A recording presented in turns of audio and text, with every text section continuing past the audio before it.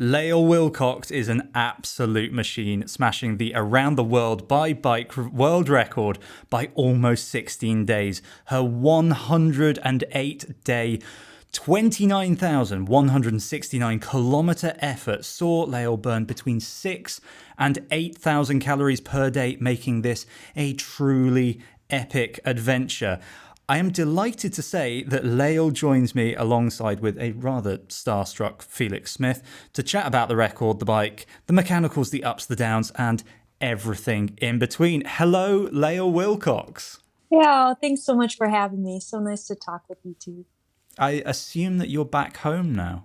Yeah, I just got home last night and Oh, I'm wow. so excited. I flew in, I got in at about 9 o'clock, and my wife, Rue, had been driving from Chicago, which is like 3,000 kilometers, and she timed it so she could pick me up from the airport. See, when you've had 108 days of basically doing logistics, you get quite good at logistics. Yeah, it turns out. Yeah. Yeah, really, really good. So I'm thrilled to be home. I've taken almost a week off the bike. I went for one short ride with my dad, and I'm actually going to go for my first real ride again today. And I'm just so excited. I was about to ask, the first question seems like a stupid one, but how are the legs? Oh my gosh. I'm so sore because I went running 2 days ago and I ran 5 kilometers, and I'm like walking around like I have an injury. Because I'm just not used to that. I mean, honestly, I look worse from running 5K than from the ride. Unreal. That's incredible. I mean, so it's beyond the basic question of how you're doing, we actually had a brilliant response from all of our readers and listeners. So if you don't mind, I'd like to really dive into some of those questions, and they're mostly about your bike and the tech. Sure. And logistics and all of the nerdy stuff, because all of our listeners are real bike tech nerds and we love it. First off, an easy question. What were you actually riding? What was your bike? The bike was incredible. It was a Specialized Roubaix built with the new SRAM Red setup. And then, of course, kind of specialized for a long bike adventure. So I had aero bars, I had my Wahoo on a Ruckus composite custom mount, a dynamo light, quad lock on top, and then some Revelate Designs bikepacking bags. And it is by far the best bike I've ever used for an adventure like this. I thought, oh, by the end, I'm going to hate this bike just, just from all the time on it. And actually, the opposite happened, where the more I rode it, the more comfortable it became. I don't know if my body just kind of melded around the shape of the bike, but I was like, oh, it's just fitting better and better, which was, I've never had that experience before. It was really cool. That sounds perfect, doesn't it? One question I had actually was, you've obviously got to balance the need to be comfortable, but also it's a really long way. So, you want to be efficient, don't you? Did you make any specific different setup choices there to get enough speed versus the comfort? I mean, I think so. It was a bit of a hybrid build. So I thought, even selecting the bike for this, I was like initially thinking, oh, I'll probably ride a gravel bike because it has bigger tire clearance. And then talking with my contact at Specialized, Fiona, she was like, well, have you checked out the new Roubaix? What kind of clearance are you looking for? And I said, probably about 35 millimeter tires. And she said it can fit 37s. So then I was like, oh, this actually kind of changes my overall view on it. And I thought, let's give it a test and see if I actually like the way the bike rides. Because previous models of the Roubaix, I thought, oh, it's pretty heavy for what you end up getting. And then this one, yeah, versus my Specialized Athos, it is quite a bit heavier. But when I got on the bike, I was never thinking about the weight of it because I felt like it just kind of cut through the air so nicely. So whatever they put into it for comfort and aerodynamics actually made a huge difference for me with my personal feel on the bike. So I thought, okay, this is the bike I want to ride. And then from there, it was, I went to Boulder, Colorado to get a fit on the bike, because the other weird thing is, it's like I'm 5'7". So I'm always between like a 52 and a 54 in like every bike. And I was like, well, I want to start with the right baseline. So a 52, a smaller frame actually was the way to go, especially being extended with my aero position. And for something where I'm planning on, initially I thought I'd be on the bike like 15 hours a day. And in the end, it ended up being an even split of 12 hours riding, 12 hours off. But that worked. And yeah, I set it up with a gravel wheel set. So it was the Zipp 303 Firecrest wheel set, Dynamo hub laced into the front, because I was like, okay, I don't want super deep rims because I've ridden that in the past, and with any crosswinds, I'm like basically blown off the road. I'm just not ready for that. I don't know. I'm Yeah, just you don't not need built that, for do you? that.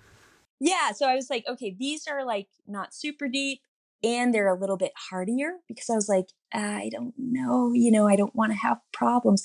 I kind of, in the back of my mind was like, I don't want a bike that'll last like the end of the world, but I want something that I feel mentally confident in. So that was gravel wheels that are a bit hardier.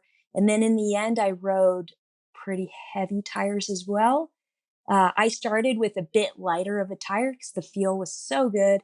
And then about a week into the ride, I started having some little, they were set up tubeless, but I started having some like little cuts. And that to me mentally, I can't really deal with it. Sealant kind of spitting, the tires holding, but lower pressure. And then I'm starting to think, are these going to hold? And I had a plan to like change out tires every 5,000 K or so. So I was like, okay, I'm not running the tires to the very end of their lifespan, but I want them to be like not getting punctures up to that point if I can. So I switched from Specialized Mondo 35s to the Roubaix 32s. And at first I was like, I do not want to ride those tires just because they are a bit heavier. And then ultimately I was like, I want to ride those tires because I have this peace of mind, you know. But I also hesitated to even do a road tubeless setup because I raced road tubeless in the Trans Am in 2016 and I had some problems. It was not Specialized tires at the time, but I was like, every time I set them up, they got cut, and then I ended up putting a tube in anyway. So I was like, what's the point? Then it was a test, like, is this going to be good? And then in the end, it's awesome. The technology's just gotten a lot better. So one of the key questions that we've seen so much coming in from the readers is like the practicalities. Both, one, you said that you were going to do the tire changes every 5,000 K or so. One, how many sets of tires did you get through? But also, how many punctures did you actually encounter? Yeah. I think in the end I used 8 sets of tires. Wow. And for the first, 24,000 K, I had maybe 4 or 5 punctures, not very many. And they always sealed up the way I had brought like tire plugs. But in the end, the cuts are so small that it was like, if I jam a plug in there, it'll just make it worse.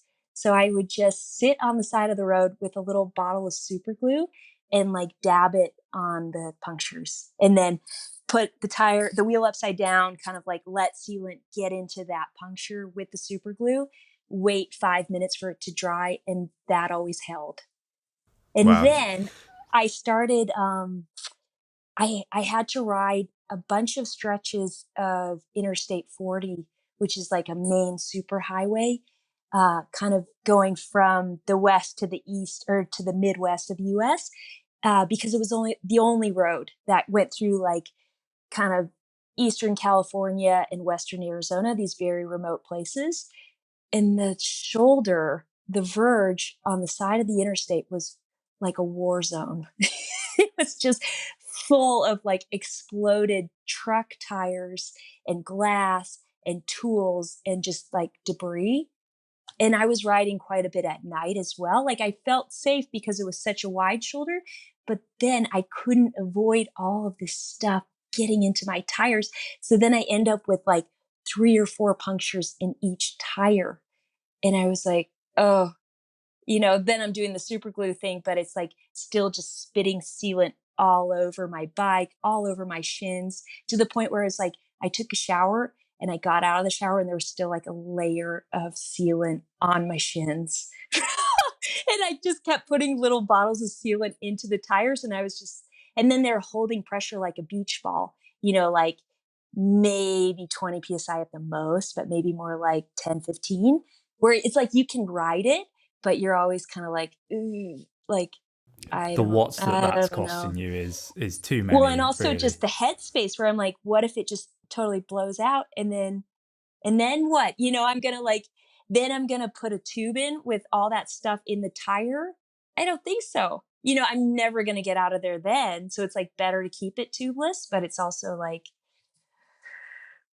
not the best. So then I was like, well, what am I going to do? And I had switched tires because I got on this interstate, had problems, got a new set of tires in this tiny little town. And then I was like, another 4 days down the road, had to change tires again because they were like barely holding. And then I was like, I think I might have to put on some like almost like solid rubber tires to get through. But then at that point, my route didn't go back on the interstate. So then no more problems at all. Like not a puncture. But it's like some roads are just like, it's almost like riding a road like full of, at one point I actually rode and had a nail jam inside my tire. Ooh, And I was ouch. like, uh-oh. I started hearing something like hitting my frame and I was like, something's wrong. I pull over. At this point, I had invited people to ride with me. I had like maybe 25 people just waiting with me on the side of the road while I'm pulling this. And I start pulling it out and realize it's actually a screw. So I'm like gently pulling the threads out. And I was like thinking in my head, like, I might be in big trouble because what if this punctured the rim, because it was like pretty long, like maybe 3 centimeters. And I was like, and it sealed. wow. That's incredible. Little super glue, like kind of babying my tire for it to fill up, and it sealed and it held for days, like it had never happened. Like some of the stuff is just like some of it's luck. It's like good fortune that it didn't like just hit at a little bit different of an angle. But I mean, it was just unbelievable. Modern carbon rims are good, but carbon rim beds and screws just do not mix. Yeah, and also like even just the rim tape, it could have wrecked it. Yeah. I mean, like any of this stuff. But then, in my mind, I was like, at that point, I was not too far from Seattle, Washington. I was kind of close to Bremerton. And I was like, oh, there's probably a bike shop somewhere nearby.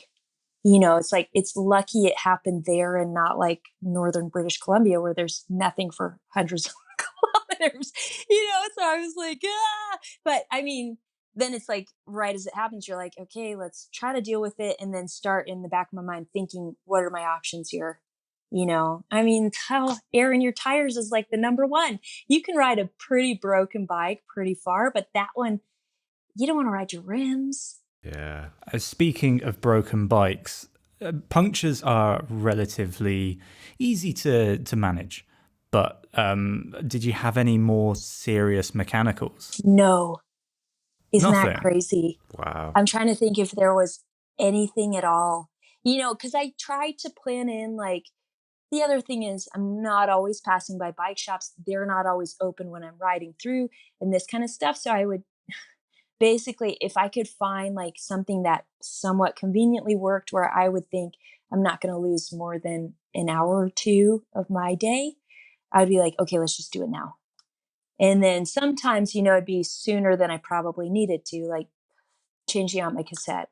Be like, well, I think that could last about 10,000 K, but sometimes I just change it sooner because I'm like, this is a good time to do it, And so then I think because I was so proactive about the equipment, I didn't have any problems. And also the good fortune of just something random happening.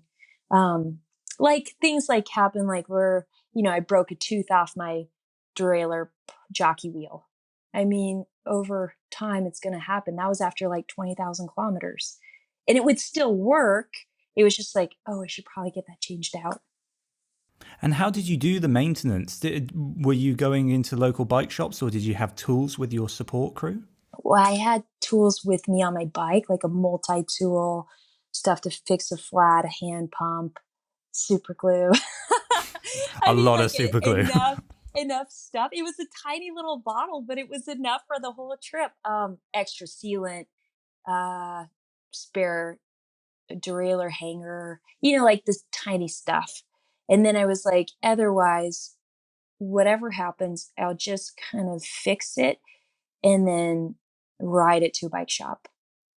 I mean, that was like, because I knew I'd be on the road system for this. So it was like, there are very few places where I was traveling through where I really wouldn't see anything for an extended period of time. And those were Alaska, Northern British Columbia, and Australia.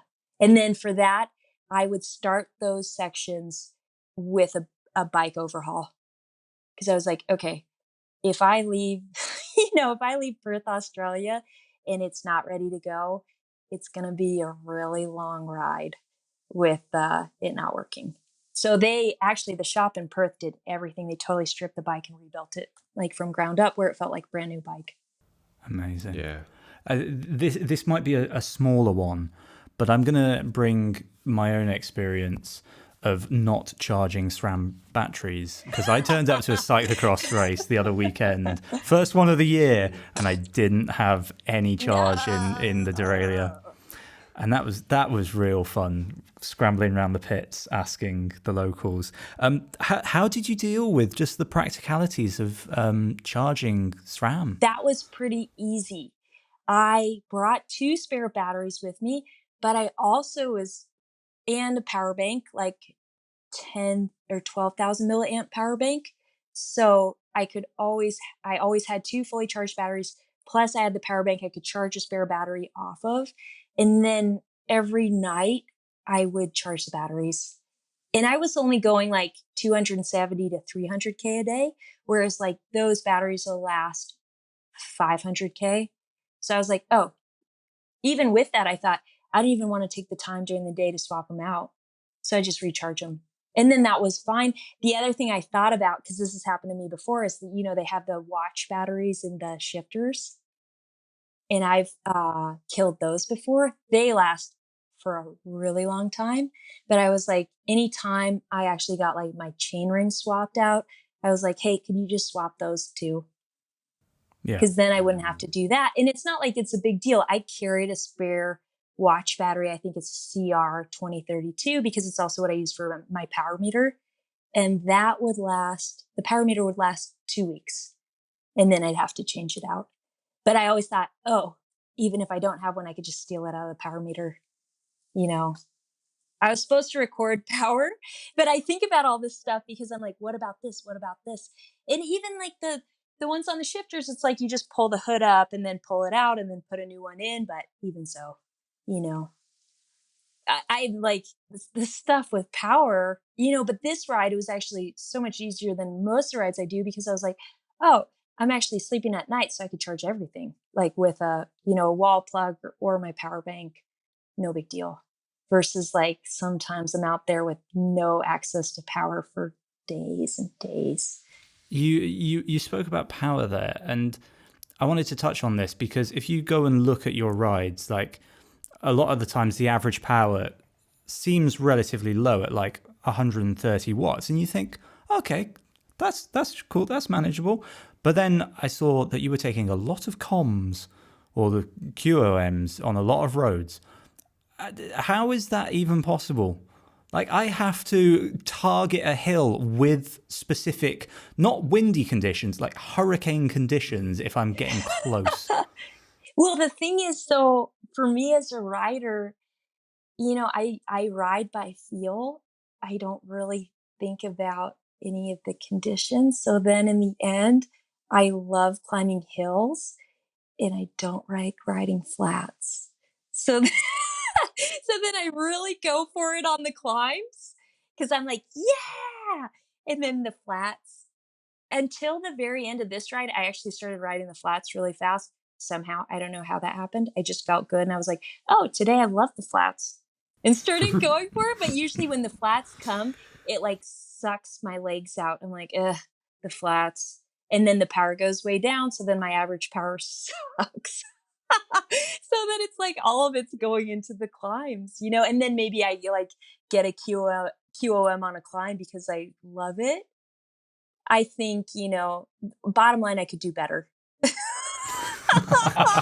you know what? Whatever. It works out. Maybe I'm recovering on the flats. I don't know. Whatever. I don't know. Somehow the ultimate result was good. But, you know, if I break down the sections, I'm like, okay, I could do better there. I could do better there. But a lot of things, like any of these long rides, are like an experiment. You're like, okay, what's actually going to work mentally, physically, emotionally? What's going to work? This ride, I was like, very different than most of my rides because I was like, okay, I need to sleep more just to keep my head clear. I was like, and in the beginning, I thought 6 hours a night's probably enough. I did that for a week and I was started feeling pretty crummy. Like my mouth was kind of raw, my stomach hurt. So I was like, maybe 7 hours a night. And then that was perfect. Whereas usually, like if a race takes a week, I don't even sleep. I sleep maybe 4 hours a night, sometimes two, sometimes zero.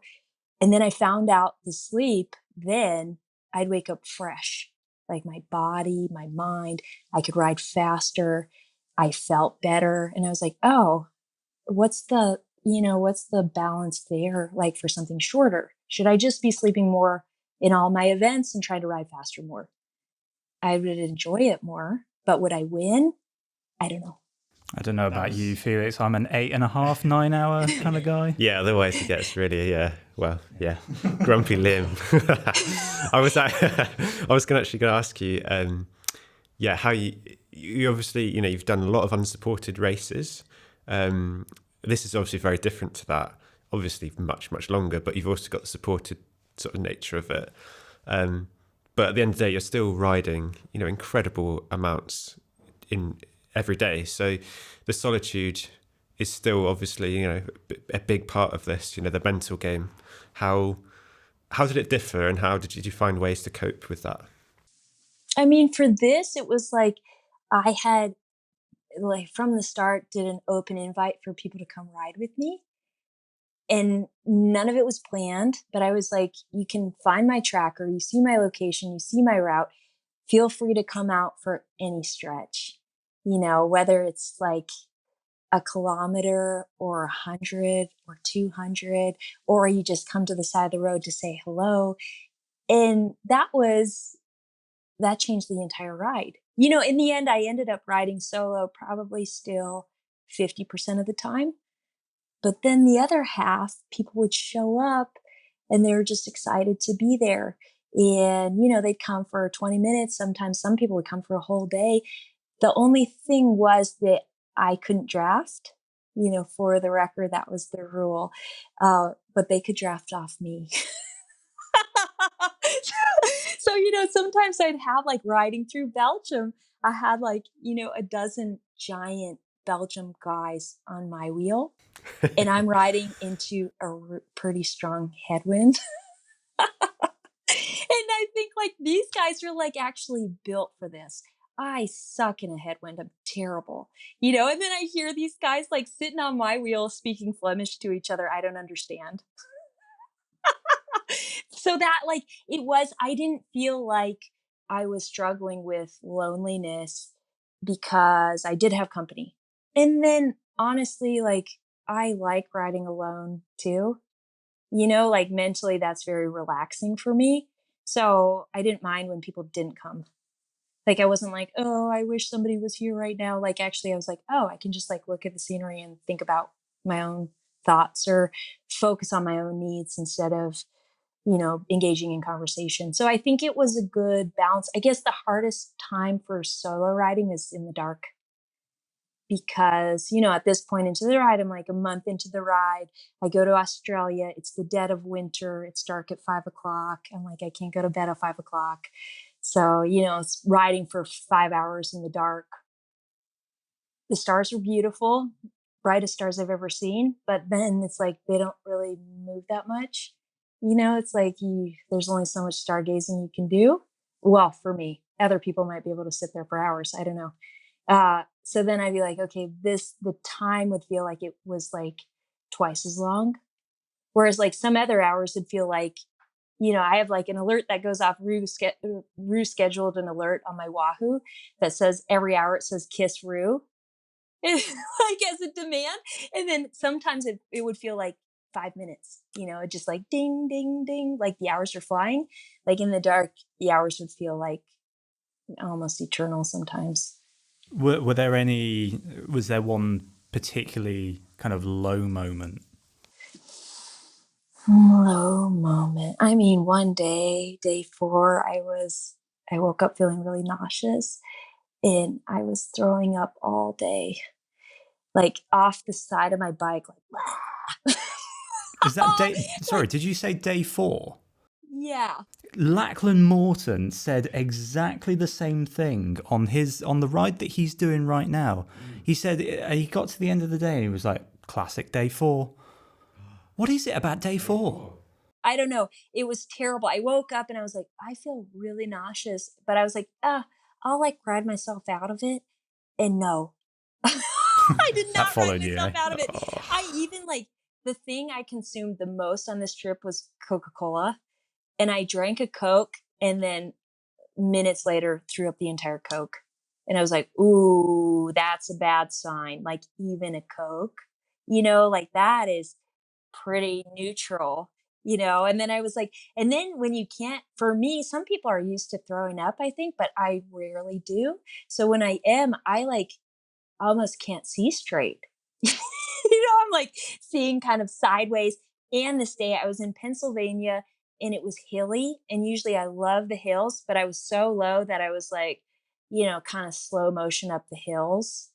And it never stopped raining. It was like raining the entire day. And I started getting these little cuts and my tires were sealant spitting. And I was just like, oh, what is this day? And then you start thinking, oh, what if every day is like this? Because I like, in no part of my mind was like, oh, then I wouldn't do it. I just think, oh, this is going to be a really, really challenging ride because I'm still going to have to do it. Like quitting is not an option. I'm just going to be like really kind of miserable. But then, this woman came to ride with me named Leanne, and she was so cool. But I was kind of like, oh God, there's somebody around and I'm like throwing up. This is, this is pretty grim.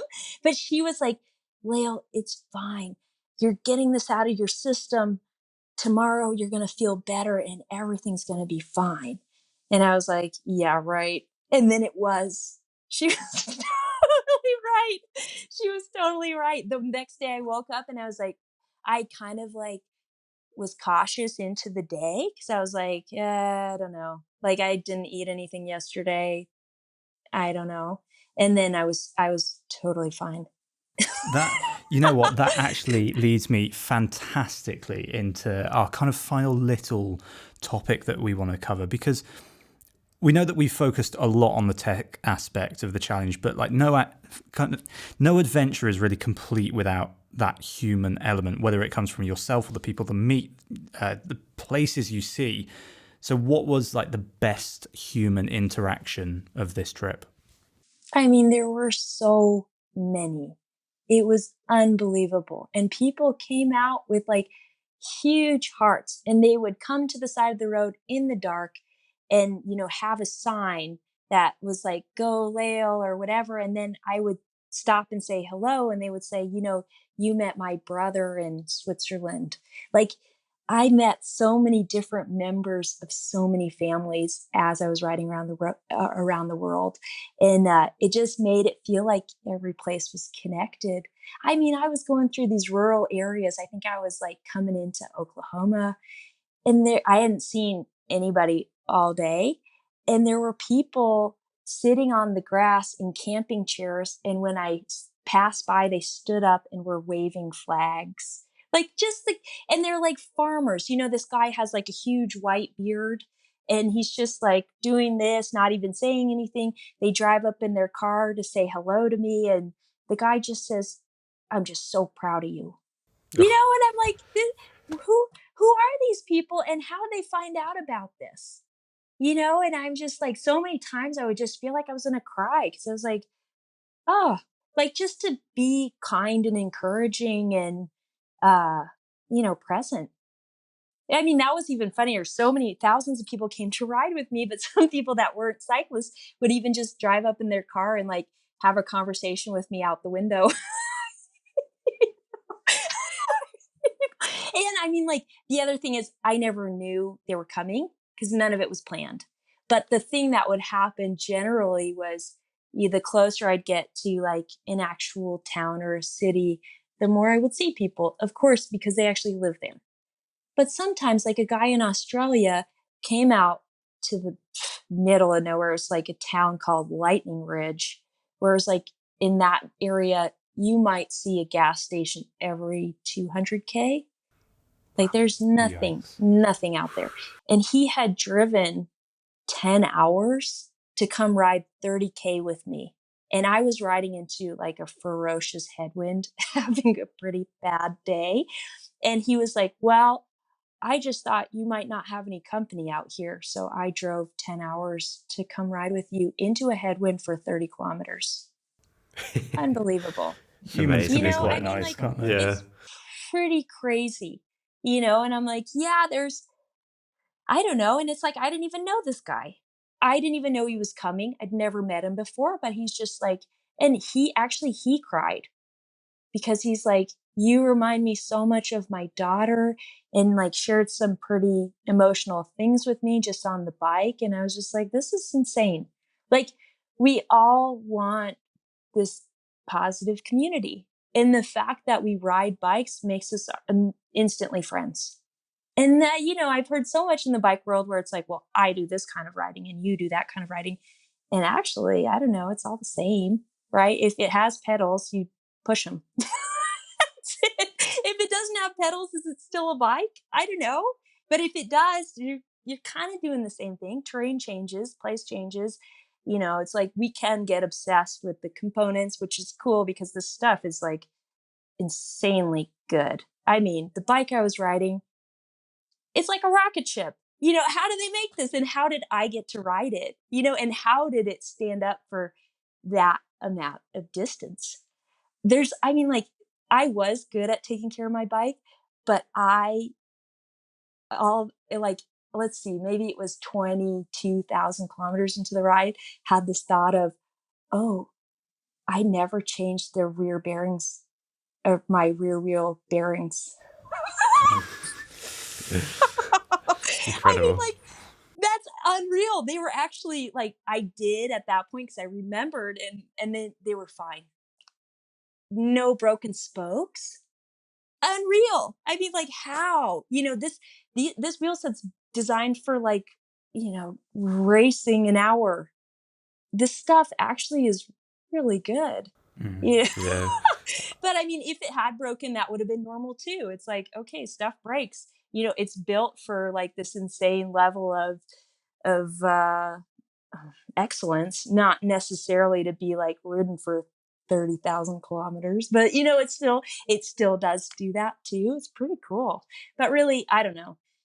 It was the mix of what I got to live every single day. People ask me what was the best part, and I'm like, I can't even say, because every day was full of so many wonderful moments of like beauty and place and people, and like not knowing how it would all end up. It's the best thing I've ever done. I think it's really important, isn't it, to kind of focus on that, the positivity, the human element, the fact that, you ride a bike, you're a friend. I think that's a really, really nice thing to kind of, focus on. And it's great to bring that into the podcast. As much as the cool tech is great to talk about. One thing, I'm a wildlife expert. I'm not really a wildlife expert. I'm a wildlife enthusiast. I'm a wildlife enthusiast, and I imagine, all of that way around the world, you must have come across some pretty like funny, weird moments with animals, that interaction. Oh yeah, probably the funniest one. So I was going across from California to Arizona, and I see the sign that says wild burros, like donkeys. And I was like, is that real? And I had actually been already, like, I'd started that ride the evening before. So I was already like, 12, 13 hours into my day. And I was like, is that real? And then I start seeing like wild donkeys all over the roadside, like little babies and big ones coming into this town that's like an old Western town where they've either rebuilt these like facades on the buildings or some of them are original. So it looks like out of the movies. And then I stop for something and one of these donkeys comes up to me on my bike and starts like nudging its head into me. And so then I start like kind of petting this donkey. And, I'm like, what is going on? And then the donkey starts trying to eat my spot tracker. That's like on the front of my bike between the aero bars. And it's like trying to like yank it off. And I was like, then I'm like trying to kind of push the donkey away. But I'm like, also like, don't want to get my hands too close to its mouth. Because it could just like clap down on him. That would be a broken hand in a minute. That was for, I saw like probably 6 or 8 bears in British Columbia. I must have seen like 100 kangaroos. They're everywhere. And a lot of kangaroo roadkill. I saw little wombats in Australia that have like the body of a pug, the dog, and they're nocturnal. So they're coming out at night and they're fast. Like they could run super fast. I saw so many. I ran over a groundhog, which is like basically like a low elevation marmot. And because I didn't see it. So I'm on a bike path in Ohio and this thing like runs across the trail and then I run right over it. And then I didn't crash and it ran away. So we both survived. Thank God for lower tyre pressures. Yeah. I think the most exotic thing we get around here are pigeons, maybe badgers. Yeah, a pigeon might fly in front of you as you're commuting home. That's a danger for us. But I mean, Australia was the place for animals and exotic birds of all colors. And I guess when you don't have a lot of people, there are a lot more animals. Absolutely.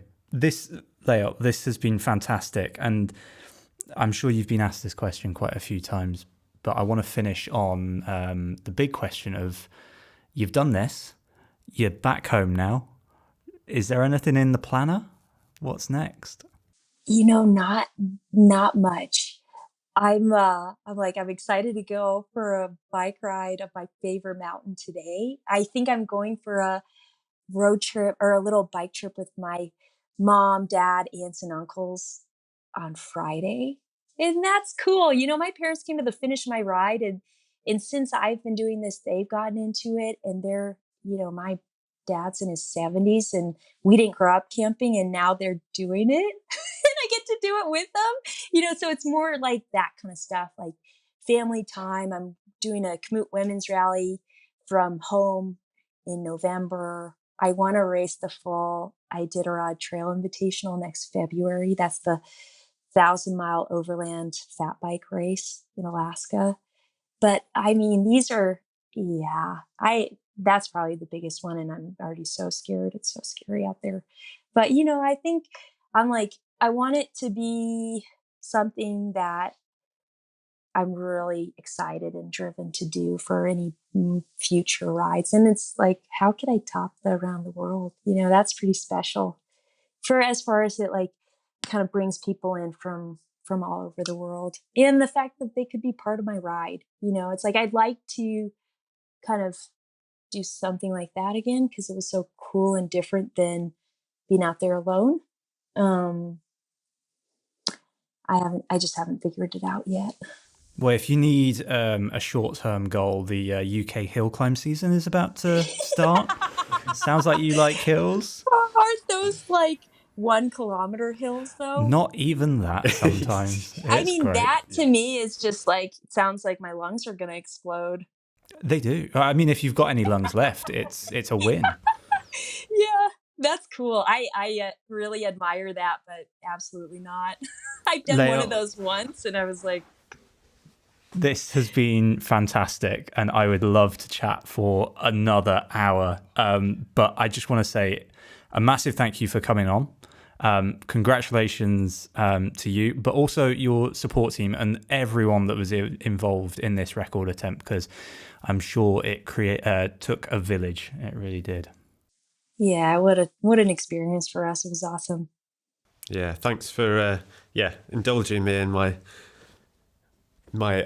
sort of like living off your positive energy.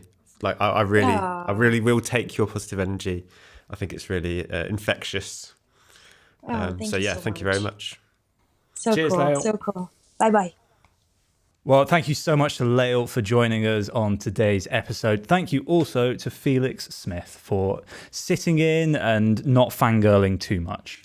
I think I was quite well restrained. You were, yeah. Absolutely. If you have any comments or you want to see another inspirational person on the video channel or the podcast, then do give us suggestions down in the comments. And if you want to see more adventure content, just click up here.